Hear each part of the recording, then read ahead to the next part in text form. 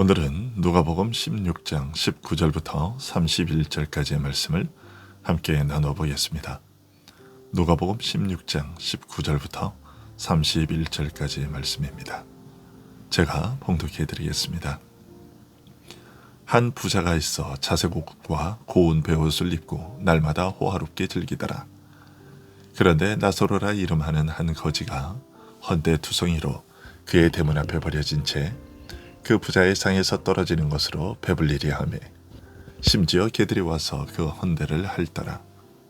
이에 그 거지가 죽어 천사들에게 받들려 아브라함의 품에 들어가고 부자도 죽어 장사되매 그가 음부에서 고통 중에 눈을 들어 멀리 아브라함과 그의 품에 있는 나사로를 보고 불러 이르되 아버지 아브라함이여 나를 긍휼히 여기사 나사로를 보내어 그 손가락 끝에 물을 찍어 내 혀를 서늘하게 하소서. 내가 이 불꽃 가운데서 괴로워하나이다. 아브라함이 이르되 예 너는 살았을 때에 좋은 것을 받았고 나사로는 고난을 받았으니 이것을 기억하라. 이제 그는 여기서 위로를 받고 너는 괴로움을 받느니라. 그뿐 아니라 너희와 우리 사이에 큰 구렁텅이가 놓여 있어 여기서 너희에게 건너가고자 하되 갈 수 없고 거기서 우리에게 건너올 수도 없게 하였느니라. 이르되 그러면 아버지여 구하노니 나사로를 내 아버지의 집에 보내소서. 내 형제 5이 있으니 그들에게 증언하게 하여 그들로 이 고통받는 곳에 오지 않게 하소서. 아브라함이 이르되 그들에게 모세와 선지자들이 있으니 그들에게 들을지니라. 이르되 그렇지 아니하니이다. 아버지 아브라함이여 만일 죽은 자에게서 그들에게 가는 자가 있으면 회개하리이다. 이르되 모세와 선지자들에게 듣지 아니하면 비록 죽은 자 가운데서 살아나는 자가 있을지라도 권함을 받지 아니하리라 하였다 하시니라. 아멘.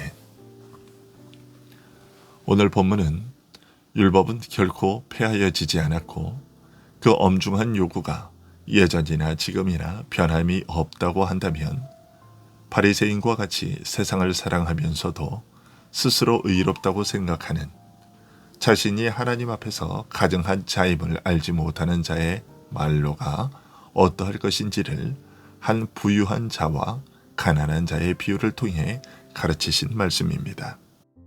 한 사람은 심히 부유하여 귀한 신분에 속한 자나 입을 수 있는 자색옷과 세마포 옷을 입고 날마다 성대한 잔치를 베풀고 즐기면서 살았지만 나사로라고 하는 사람은 심히 가난하여 부잣집 때문에 끌어다 놓은 대로 부자의 상에서 떨어지는 부스러기로 배를 채우고자 했습니다. 그러면 그 집 개들이 와서 나사로의 헌데를 핥았습니다. 즉 나사로는 거지 수준을 지나 개와 같은 처지로 지냈다는 것입니다. 그러다가 나사로는 죽게 되었고 천사들에 이끌려 아브라함의 품에 안기게 되었습니다. 아브라함과 함께 천국의 기쁨에 참여하는 자, 가장 귀중한 영적 축복을 풍성하게 누리는 부자가 된 것입니다. 이 나사로는 스스로 경건하다 여기던 바리새인들에게 개처럼 취급되었던 세리나 창기들 가운데 그리스도 안에서 천국을 발견하고 영접한 사람들을 대표한다고 볼 수 있습니다. 그러다가 부자도 죽어 장사되었는데 그는 의외로 내세에서는 지옥에 떨어졌습니다. 세상에서는 아무 모자란 것 없이 모든 면에서 다 갖추고 풍성한 삶을 살았던 사람이요 귀한 신분의 사람으로 존경받던 그가 모든 계산이 끝나고 결말이 지어진 내세에서는 뜻밖에도 지옥에 떨어져 불꽃과 같은 하나님의 맹렬한 진노의 고통을 당하는 자가 된 것입니다. 이 부자는 마음으로는 여전히 세상을 사랑하면서도 겉으로는 누구보다 경건하고 의로운 자로 인정되었던 자이며 스스로도 자기를 의롭다 여겼던 바리새인들, 그래서 세리와 창기들을 멸시하며 개처럼 취급하고 그들이 천국에 들어간다는 말을 듣고서 비웃고 비난했던 자들을 대표한다고 볼 수 있습니다. 하지만 막상 이 세상에서 삶을 마감하고 모든 계산을 끝낸 결과는 전혀 뜻밖이었습니다. 개같이 멸시당하며 천국과 상관없는 자라는 소리를 들었던 자는 천국의 즐거움에 참여하는 영적 부자로 발견된 반면 스스로 의롭다고 생각하며 누구보다 천국에 가깝다고 여겨졌던 자들은 실상 모든 계산이 끝나자 천국에는 발도 들여놓을 수 없는 영적 파산자로 판명나고 지옥에 떨어지게 된 것입니다. 이런 진정한 영적 신분이 드러난 후 부자는 지옥에서 견딜 수 없는 고통을 당하며 눈을 들어 멀리 그 조상 아브라함과 그 품에 있는 나사로를 보게 되었고 아브라함에게 간청했습니다.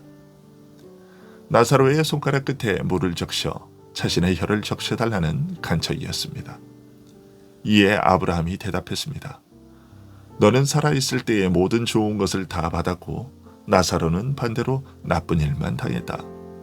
그러나 이제 여기에서는 나사로가 위로를 받고 너는 고통을 당하고 있다.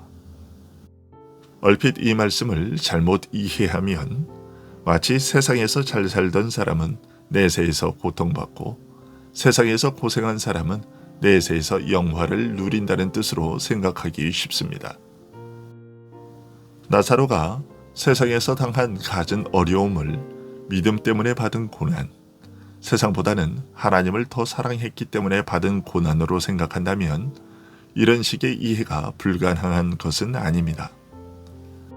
하지만 자세히 살펴보면 결코 이것이 이 말의 의도가 아닌 것을 알 수 있습니다.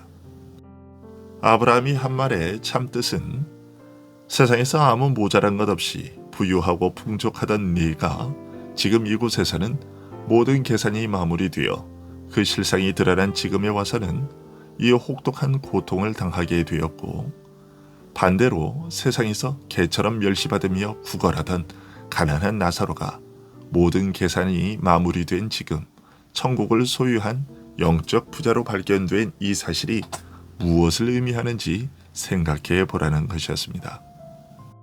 실상은 세상을 사랑하는 자이면서도 스스로 의롭고 경건한 자로 생각했던 네가 어찌하여 지옥에서 영원히 고통당할 자로 판명나게 된 것인지, 네가 그처럼 멸시하고 천대하던 천국과 아무런 상관없어 보이던 나사로는 왜 지금 여기에서 천국을 소유한 자가 되었는지 그 까닭을 생각해 보라는 것이었습니다.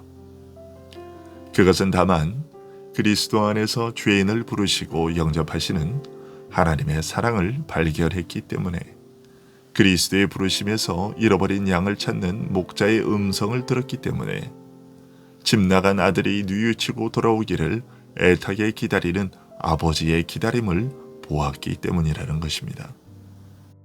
부자가 지금까지 오해해왔던 것이 무엇인지 깨우치는 말씀이었던 것입니다. 이어 아브라함이 말했습니다. 우리 사이에 큰 틈이 있어서 그리로 건너갈 수도 없고 거기에서 여기로 건너올 수도 없다. 천국과 지옥 사이에는 도저히 건널 수 없는 큰 틈이 있다는 것입니다. 이 말씀은 우선적으로 천국과 지옥의 거리는 절대적이어서 결코 바꿀 수 없다는 것을 의미합니다. 이제 와서는 천국과 지옥의 간격은 도저히 메울 수 없다는 뜻도 포함하고 있습니다. 기회는 살아있는 동안뿐이고 일단 세상을 떠나면 바꿀 도리가 없다는 뜻입니다. 부자는 아브라함의 이런 말을 듣고서 자신이 지금까지 오해해 왔던 것, 즉 자신의 영적 무지를 깨닫고 이미 정해진 이 처지를 변하게 할 길도 없음을 알고서는 마지막으로 다시 한번 아브라함에게 간청했습니다. 나사로를 자신의 집에 보내어 아직 살아있는 자신의 5 형제들에게 이 모든 사실을 알게 하여 자신의 형제들만큼은 이 비참하고 무섭고 고통스러운 곳에 오지 않게 해달라는 간청이었습니다.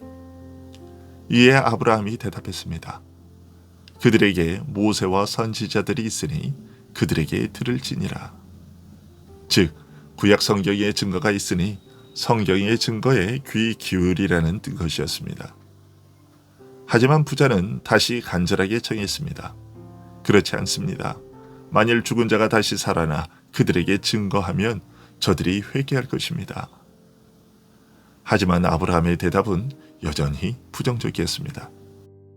저들이 모세와 선지자들의 말을 듣지 않는다면 설령 죽은 자가 다시 살아나더라도 설득당하지 않을 것이다. 하나님께서 우리를 위해 기록하여 남겨주신 성경이 우리로 하여금 믿어 구원을 얻게 하기에 충분하다는 사실을 알려주신 말씀입니다. 구원을 얻게 하는 데에는 성경의 말씀 이외에 다른 것이 필요치 않다는 것이죠. 다른 한편 죽은 자가 살아나서 증거한다 하더라도 그것 자체가 듣는 자에게서 믿음을 만들어내지는 못한다는 뜻을 담고 있습니다.